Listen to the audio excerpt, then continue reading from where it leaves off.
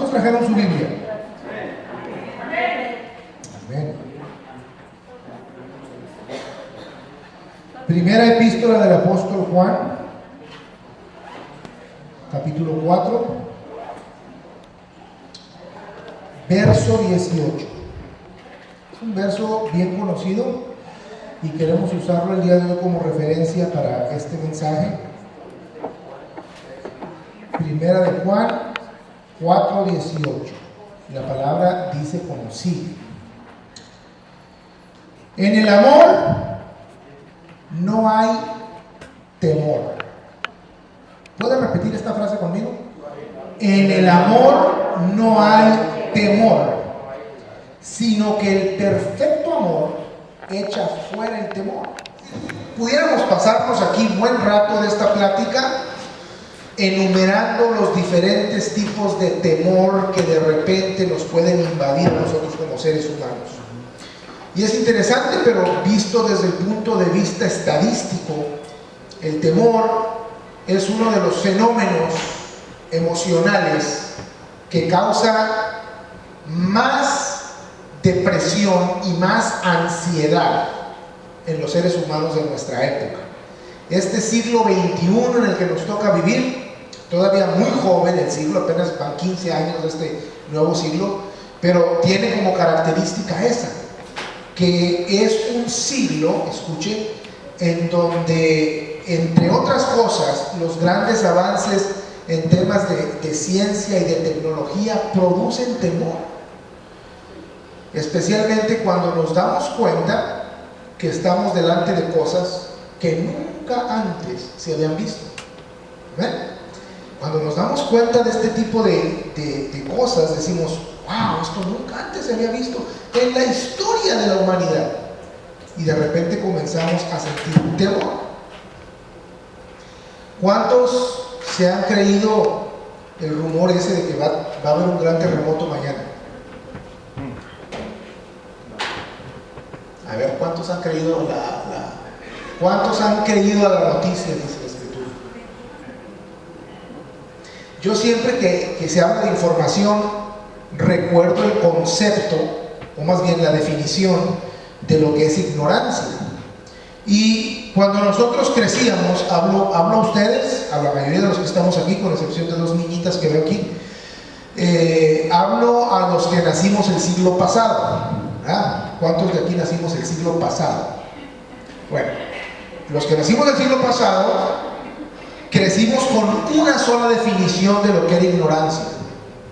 Y decíamos: ignorancia es no saber lo que tienes que saber. Se acabó. Pero conforme ha ido evolucionando la ciencia y la tecnología, el tema de la ignorancia se ha complicado. Y ahora se define también como ignorancia, número uno, la tradicional, no saber lo que debes saber. Número dos, saber mal lo que debes saber. Y número tres, saber lo que nunca debiste saber. Eso también es ignorancia. Entonces estamos en un tiempo en donde la gente es ignorante porque comienzan a darse cuenta de cosas que nunca debieron haberse dado cuenta. ¿Me entienden? Este tipo de fenómeno, qué curioso, causa temor en el corazón del ser humano, causa miedo. Las redes sociales en esto se convierten en un cómplice de este tipo de emociones tan tóxicas como la que estamos describiendo en esta noche y que tiene que ver con el temor. Yo quiero tratar en el primer punto de esta plática con la pregunta que dice: ¿qué nos produce a nosotros el temor? Y ya comencé a trabajar a manera de introducción en el tema de los medios de comunicación y su gran influencia que tienen sobre nosotros, particularmente en esa área. Hay otras áreas en las que son altamente influyentes, pero no se relacionan con el tema de esta noche, entonces no los vamos a tocar por hoy. Hoy queremos concentrarnos aquí, en este concepto que tiene que ver con lo que a nosotros nos produce miedo. Si yo te preguntara esta noche: ¿qué te produce miedo a ti? ¿Cuáles son las cosas que te dan miedo? sin duda alguna habría varias respuestas para una sola pregunta, ¿sí? Pero en primer lugar yo les quiero decir que el temor es producido por la incredulidad y la desconfianza. Ya me estoy basando en la Biblia, ya me estoy basando en lo que dice la palabra. La incredulidad es todo lo contrario a la fe, ¿sí? Recuerden que fe, según la Biblia, es, ¿qué dice? La certeza de lo que se espera, la demostración de lo que no se ve. Y incluso el concepto está manejado un poquito en lenguaje filosófico, pero lo que quiere decir ahí el escritor básicamente es que la fe tiene que ver con creer lo imposible o creer lo increíble, ver lo invisible, hacer lo imposible. ¿Te fijas? Es una manera bien sencilla de definir la fe. Y esto es según Lutero, Martín Lutero, el reformador. Él decía, no, es que fe es ver lo invisible, creer lo increíble, hacer lo imposible. Pero estamos en un tiempo en donde nosotros somos producto más bien de la incredulidad y la desconfianza. Les digo, estamos viviendo un tiempo único en la historia de la humanidad. Año 2015, siglo XXI. Nosotros estamos invadidos por el tema de una incredulidad filosófica. La doctrina del mundo allá afuera, lo que aprenden nuestros niños en la escuela, lo que a muchas iglesias está contaminando hoy día es poner en tela de juicio la existencia de Dios. Y eso es ir en contra de la fe. Ya no estamos nosotros viendo lo visible, viendo lo invisible. Ahora queremos ver lo visible para creer. ¿De acuerdo? Queremos ser sensoriales.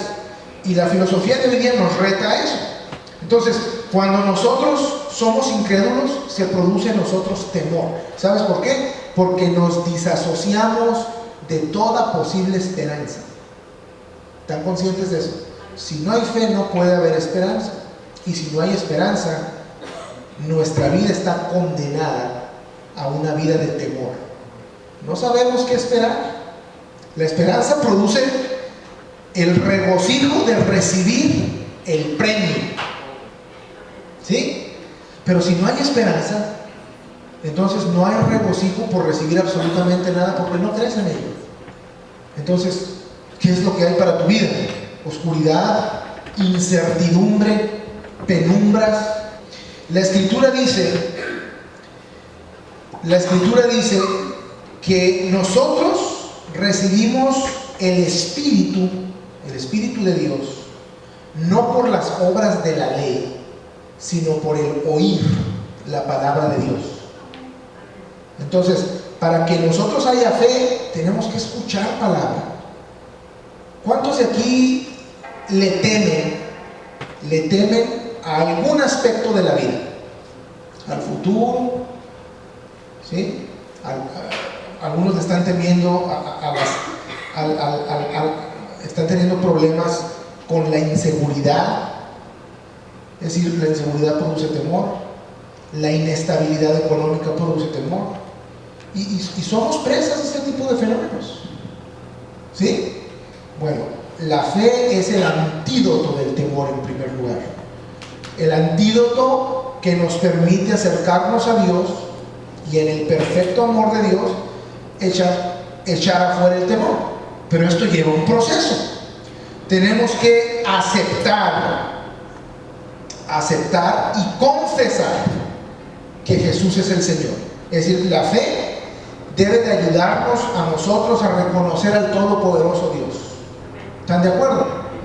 Dice la Escritura que con el corazón se cree para justicia, pero con la boca se confiesa para salvación. Entonces, cuando tú confiesas tu fe, estás automáticamente vacunándote en contra del temor. El problema es que la gente no está dispuesta a confesar, ¿sí? Les digo, y no somos víctimas de nada extraño. El medio ambiente en donde vivimos reta constantemente nuestros principios de fe y nos ata de manos para predicar. ¿Qué produce el temor? El temor nos produce también, ya dijimos, la incredulidad y la desconfianza. En segundo lugar, nos lo produce el afán y la ansiedad. Díganme si no es cierto. ¿Cuántos estamos afanados por el mañana? Y pensar en el mañana en términos de temor, es decir, ¿cómo le voy a hacer? ¿Sí? ¿Cómo le voy a hacer para ir a trabajar si no tengo auto? ¿Cómo le voy a hacer para asegurar mi salud si no tengo seguro médico? ¿Cómo le voy? Y estamos constantemente concentrándonos en las carencias. ¿Se dan cuenta? Eso, hermanos, nos hace pobres de espíritu. Cuando nosotros estamos constantemente preocupándonos por lo que no tenemos, eso empobrece nuestro espíritu. No tener es un elemento que tenemos nosotros que asociarlo directamente con nuestra fe y con nuestra esperanza en Dios. ¿Me está entendiendo? Porque cuando nosotros vivimos afanados, sin tomar en cuenta nuestra fe, nunca vamos a pensar en Dios como el recurso primordial que responde a nuestras necesidades. Siempre vamos a estar buscando en los demás la solución a nuestros problemas, y esto va a generar ansiedad porque no estamos en un mundo al cual le guste dar. Si se dan cuenta, en este mundo todo se vende, ¿sí o no? Todo tiene un precio. Bueno, las ofertas de Dios siguen siendo gratis. Por eso es importante que entendamos nosotros que la palabra de Dios dice: por nada estéis afanosos, dice la Escritura. El Señor, hablando con sus discípulos, les decía: ¿qué no observan ustedes a la naturaleza misma? Miren a los pájaros, ellos no trabajan y el Señor los sustenta. Miren a los lirios del valle, que ni tejen, ¿verdad?, ni hilan, pero visten suntuosamente. Y dijo el Señor Jesús: ni aun Salomón en toda su grandeza vestía como uno de ellos. Entonces, la idea aquí es que el Señor cuida de nosotros y que el Señor responde a nuestras necesidades. El temor, entonces, es producido en primer lugar por nuestra incredulidad y nuestra desconfianza. En segundo lugar, por el afán y la ansiedad. Te quiero decir que el temor permite los ataques del enemigo. La Escritura dice, por ejemplo, estoy recordando aquella Escritura de Proverbios que dice: abre la puerta al miedo, entrará la serpiente y te morderá. El sabio Salomón está pensando en los efectos del temor, que a uno le bajan las defensas espirituales. ¿Sabes lo que pasa cuando te da a ti una gripa? El virus de la gripe ataca tu cuerpo y bajan tus defensas, y entonces estás vulnerable a otro tipo de enfermedades que andan en el medio ambiente. Bueno, espiritualmente sucede algo parecido. Cuando tú vives presa del temor por falta de fe, ¿sí?, o simple y sencillamente porque estás ansioso, ansiosa, deprimido, deprimida, entonces somos vulnerables a los ataques del enemigo. Y no va a ser raro que alguien que no sujeta su temor al amor de Cristo, de repente empiece a experimentar calamidades en su vida. Y cuando hablo de calamidades, no quiero decir maldiciones o simple y sencillamente nuestros propios recursos humanos, nuestra inteligencia, nuestras emociones nos van a traicionar. ¿Sabes lo que estoy hablando? Es decir, vamos a ser presas de nosotros mismos. El temor es una emoción realmente bien traicionera. Muchas veces nosotros, por temor, decimos y hacemos cosas que nunca debimos ni decir ni hacer. No nos permite ser dueños de nosotros mismos. El temor nos hace precipitarnos.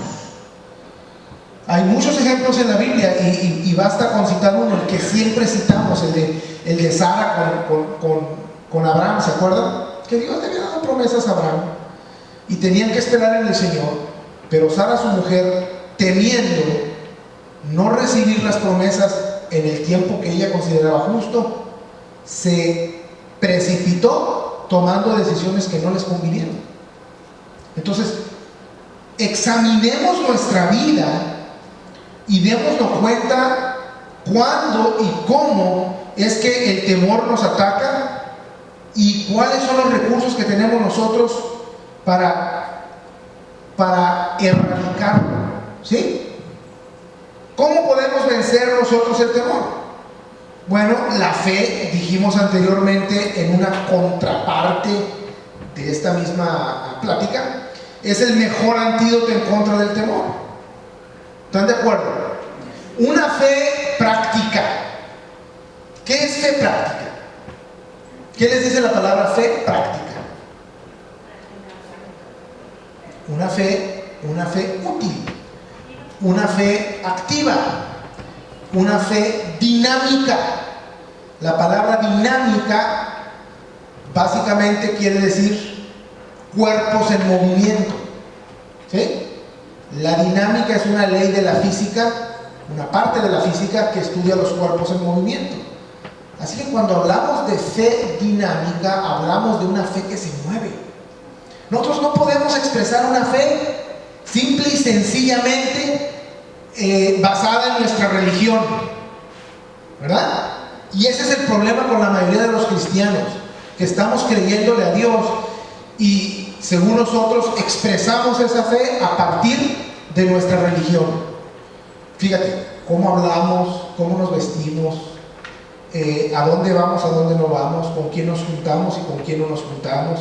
Decimos, ay, no, yo no me junto con fulano y tal, porque, yo la verdad estoy tratando de guardarme en el Señor. Y yo visto de esta manera para reflejar santidad. Y bueno, todo lo que tiene que ver con religiosidad, ¿ven? Y creemos que eso es fe. Pero para nada, la fe activa tiene que ver en primer lugar con creerle al Señor, confiar en sus promesas. Anoche estudiábamos a Josué y nada más en 9 versos del primer capítulo de Josué se menciona 3 veces la misma recomendación: esfuérzate y sé valiente, esfuérzate y sé valiente, esfuérzate y sé valiente. Cuando la Biblia repite algo es porque es de extrema importancia para nosotros, y el que está hablando aquí es Dios mismo con su siervo Josué. Entonces la frase esfuérzate y sé valiente implica 2 cosas: trabaja, y número 2, atrévete a hacer decisiones. Y esto viene de Dios. Entonces el Señor nos da sus promesas, nos las entrega, porque Él había prometido a Josué en este caso: mira, toda la tierra que tú pises será tuya, nada más esfuérzate y sé valiente. Mira, nadie te va a poder hacer frente en todos los días de tu vida, nada más esfuérzate y sé valiente. Mira, todas las promesas que le hice a Moisés son para ti, nada más esfuérzate y sé valiente. Qué interesante, ¿verdad? ¿Qué es lo que a ti te ha prometido el Señor? A ver, en fe, analiza un poquito, ¿cuáles son tus promesas? Esas redes sociales a mí me tienen enfermo. Lee uno cada cosa, gente que supuestamente está en el camino del Señor y viene con unas propuestas tan desordenadas, tan heréticas, tan ofensivas en contra de Dios. Estamos hablando de cristianos y cristianas, disque cristianos y cristianas. Por eso les digo, es importante que antes de escribir lo que nosotros sentimos por obra y gracia del Espíritu Santo en Facebook, vivamos nuestra fe, salgamos a expresar nuestra fe. Cuando tú expresas tu fe, cuando tú confiesas tu fe, das la oportunidad de que el temor de tu vida salga, desaparezca. ¿Amén?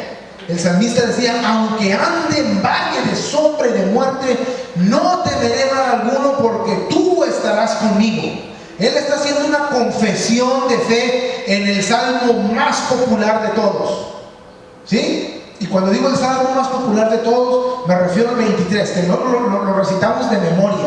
Pero si te detienes a examinarlo y a extraer de esta escritura lo que el Señor te quiere decir a tu vida, vas a entender. Quiere decir esto, que aunque camine yo en medio de la tribulación, que aunque camine yo en medio de los problemas, que aunque camine en medio de la enfermedad, de la escasez, que camine en medio de la adversidad, de la descalificación de todos, todavía no tengo razón para tener temor, porque el Señor promete estar conmigo. Amén. Entonces, ¿cuántas veces nosotros encomendamos nuestra vida en una forma práctica ante el Señor? Mira, yo el domingo di una pinceladita, el domingo pasado ahí en el parque, de lo que es religión popular. Este próximo domingo retomo el tema y les voy a hacer una ensalada con la religión popular, bien saludable, porque nosotros creemos que nuestra fe tiene que ver con eso, con lo que la tradición nos ha enseñado. Y cuando tenemos miedo decimos, la sangre de Cristo nos cubre. ¿Sí? En otros casos se dice, Ave María Purísima. Y creemos que basados en esos formulismos vamos a descansar de nuestro miedo y de nuestro temor. Cuando la palabra del Señor nos dice que la única forma de echar fuera el temor es practicando, ¿qué cosa? El perfecto amor. Y no puede haber perfecto amor en el Señor sin fe. Yo quiero decirte que la fe no tiene que ver con religión. Es más, ni siquiera tienes que esforzarte tú por conseguir la fe, porque la fe te la da el Señor. Lo único que tenemos que hacer nosotros para conseguirla es escuchar la palabra de Dios. Sí, dice Pablo a los romanos, ¿verdad? Porque la fe viene por el oír, y el oír de la palabra de Dios. Hay un efecto extraordinario cuando nosotros escuchamos. Los sentidos humanos son verdaderamente una obra de arte del cielo. ¿Sí? Cada sentido tiene una función mucho más profunda que la que tú y yo conocemos. Pues nosotros sabemos que a través de los ojos vemos, sí, con los oídos escuchamos la música, ¿verdad? ¿Para qué son los oídos? Para escuchar música y escuchar lo que dicen los demás. Pero hay un sentido espiritual detrás de eso, ¿verdad? Y los ojos son para ver las maravillas de Dios, según el salmista, y los oídos son para escuchar la voz de Dios. Entonces, si comenzamos trabajando por ahí, entendemos que lo que Dios quiere es que los temas relacionados con su divinidad, tú y yo los vivamos realmente y no únicamente los creamos acá. Porque nos hemos vuelto muy intelectuales a la hora de tener fe. ¿Tú tienes fe? Sí, claro que sí. Yo sé que Dios existe. Yo sé que Dios me ama. Yo sé que Dios me ha salvado. Yo lo sé todo. Bueno, ¿y cómo expresas prácticamente todo lo que Dios ha hecho en tu vida? Por eso Santiago dice: la verdadera religión, la pura y sin mácula, mácula quiere decir mancha, o sea, la religión sin mancha es esta, dice, así dice sencillamente: asistir a las viudas y a los huérfanos en sus necesidades. Y cuando dice eso, no está queriendo decir nada más que la religión verdadera se interpreta a partir de atender a huérfanos y a viudas. Es una figura del lenguaje que usa Santiago, el hermano del Señor, para decir: tu fe se manifiesta cuando tú sirves a los demás. Escucha, un cristiano que no sirve en la obra del Señor es un cristiano que no da testimonio de tener fe. Otra vez, un cristiano que no sirve en la obra de Dios es un cristiano que no está dando testimonio de tener fe. ¿Me está entendiendo? ¿Qué es servir en la obra del Señor? ¿Qué es servir? Bueno, es entregarnos, no únicamente en alma, sino también en cuerpo, a las necesidades del reino de Dios. Y eso va a implicar necesariamente ponernos en acción. Tú y yo no podemos ser libres del fenómeno del miedo, del fenómeno del terror, del temor. Estoy pensando en el Salmo 121, que habla del terror nocturno, de las saetas que vuelan de día, que son fenómenos espirituales con los que el ser humano lucha. Les digo, los medios son tan influyentes que perfectamente en los medios podemos identificar estos tipos de temor, ¿no? Por ejemplo, el siglo pasado, después de la Segunda Guerra Mundial, el mundo entró en un estado de temor continuo que duró aproximadamente 40 años. ¿Qué digo 40 años? Casi todo el siglo pasado, ¿verdad? Más bien desde la Primera Guerra Mundial hasta la década de los 90, lo que se conoció como la Guerra Fría. El mundo constantemente vivía asustado pensando, ay, que no se le ocurra a los rusos mandar un cohete para acá porque nos va a destruir. Y el mundo vivía en temor. Yo estaba en la escuela siendo un niño y escuchaba esas cosas y yo recuerdo que me preocupaba y me daba miedo. ¿Ven? Entonces, conforme pasa el tiempo, la gente va encontrando elementos a los cuales temerle. Vino Hollywood con su propuesta de cine de terror y tuvo su más grande cosecha en la década de los 60s y 70s, ¿verdad? Y la gente vivía en temor a partir de lo que el séptimo arte, como llaman al cine, ¿sí?, les proponía. Es una realidad social. Ahora yo les pregunto, ¿a qué le tenemos miedo hoy día? Ya saben que volvió la violencia, volvió la criminalidad. Tijuana está haciendo, por citar nuestra vecina ciudad de Tijuana, ha vuelto, ha despertado, ha revivido el tema de la violencia. Me están mandando un texto ahora que están velando al hijito de una conocida porque nada más le dieron 16 balazos al muchacho. Entonces, nos causa temores. ¿Usted tiene hijos? ¿Tiene hijas? ¿Le preocupa la seguridad de ellos? ¿Tiene nietos? ¿Le preocupa la seguridad de sus nietos?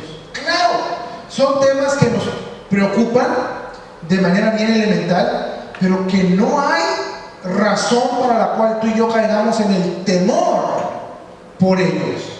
Cuando entendemos que si nosotros expresamos nuestra fe en amor a Dios, el Señor promete hacernos libres de todo temor.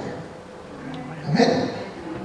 Qué mejor aliciente para el alma, qué mejor refugio, hablando en estos temas, hablando de estos temas, que encomendar a nuestros seres queridos a Dios.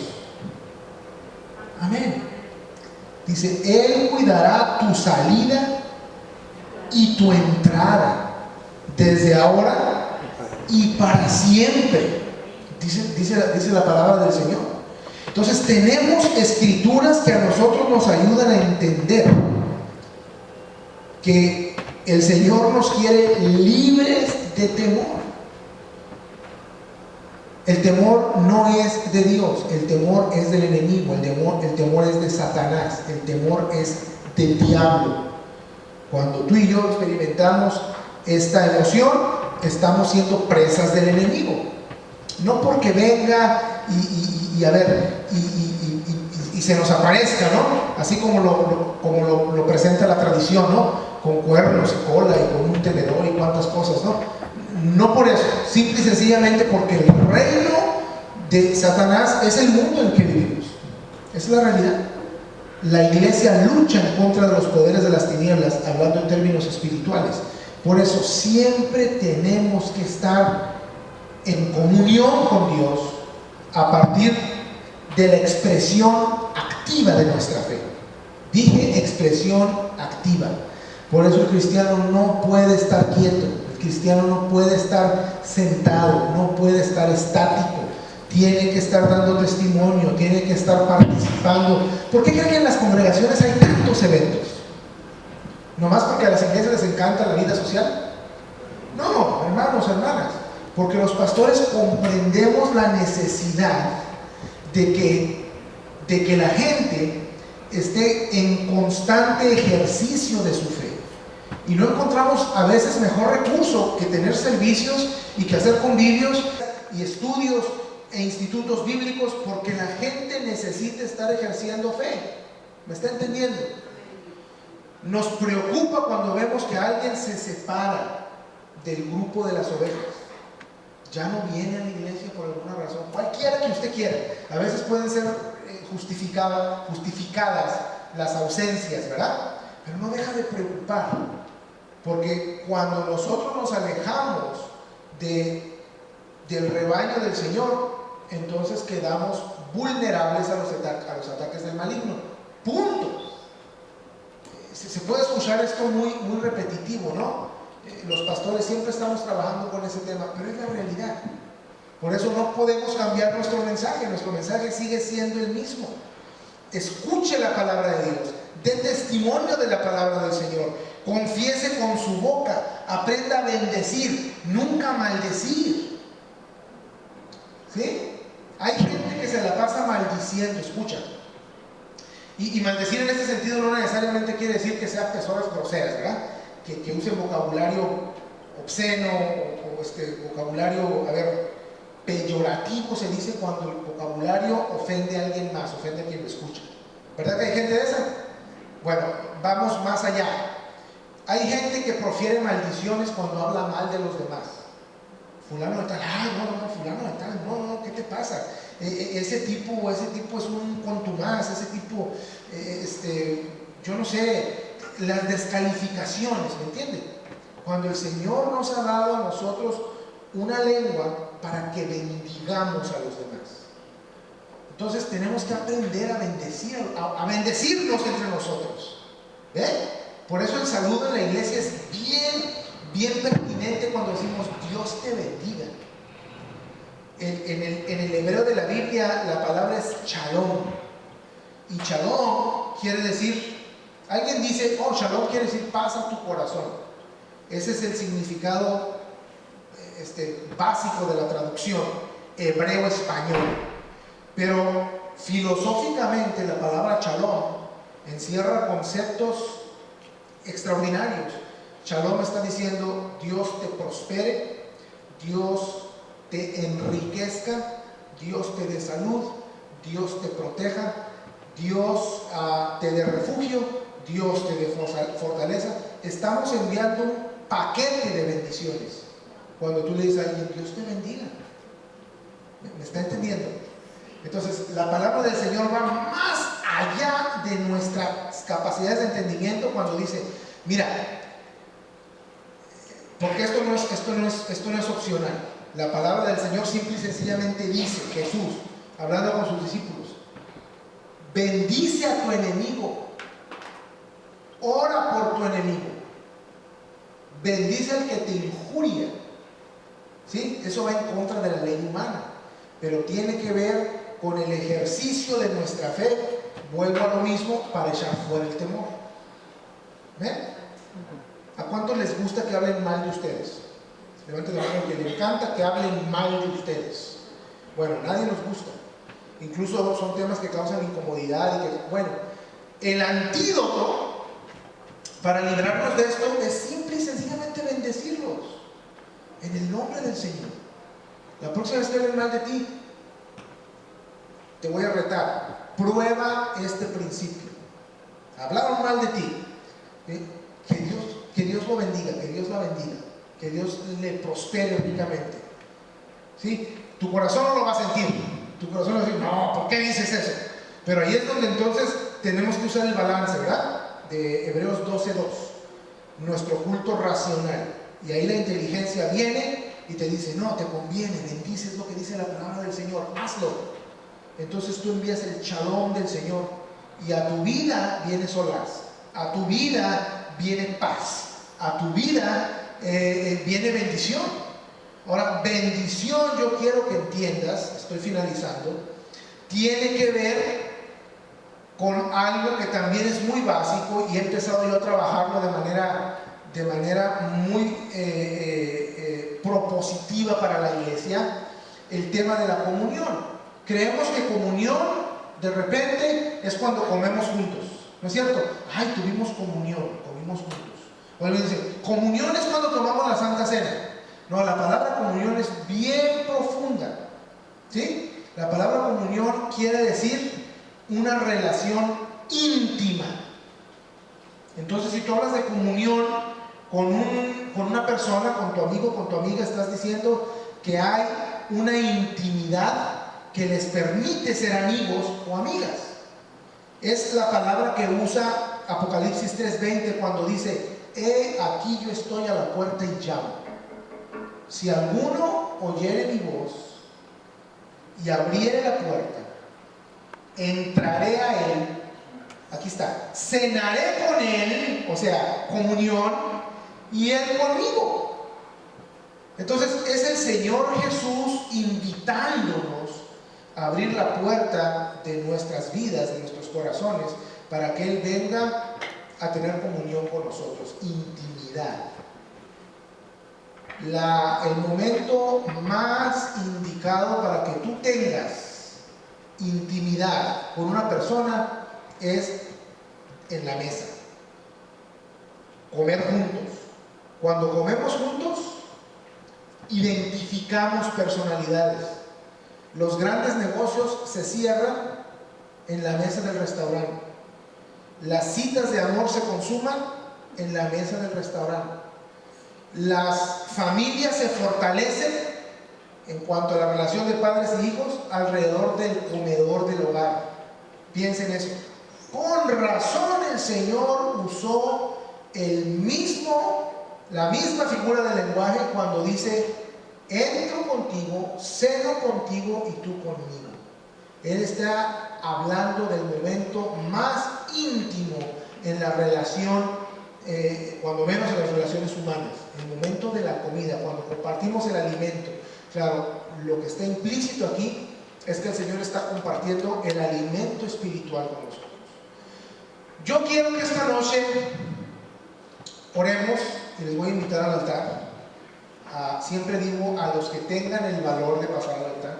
No acostumbramos mucho a abrir nuestro altar. Los domingos, si se fijan, la intención es quizá un poco más evangelística, en el sentido de predicar y de que las personas que nos visiten se lleven el mensaje sin incurrir en ningún otro tipo de ejercicios.